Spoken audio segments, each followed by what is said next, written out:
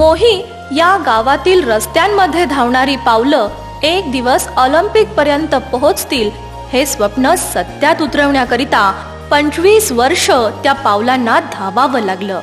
कधी नांगरलेल्या वावरातनं तर कधी पाऊल वाटेवरनं, कधी अनवाणी पावलांनी, कधी उसवलेल्या बुटांनी ती धावतच राहिली.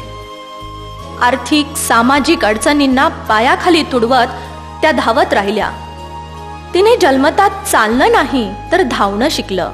अशी मानदेशी एक्सप्रेस ललिता शिवाजी बाबर, जिने फक्त स्वप्न बघितले नाही तर स्वप्नांना धावणे शिकवले. ललिता बाबर यांनी क्रीडा क्षेत्रात उत्तुंग यश संपादन केले आहे.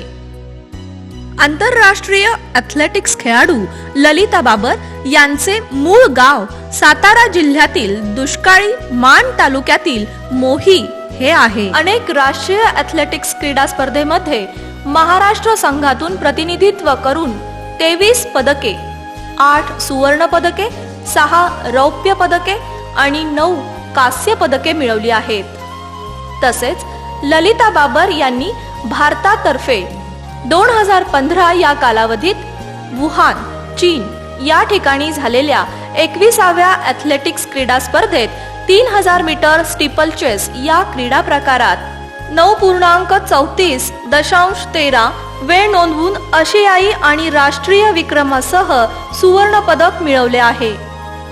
17वी आशियाई क्रीडा स्पर्धा इंचिऑन, दक्षिण कोरिया 2014 येथे 3000 मीटर स्टीपल चेस या क्रीडा प्रकारात कांस्य पदक मिळवले आहे.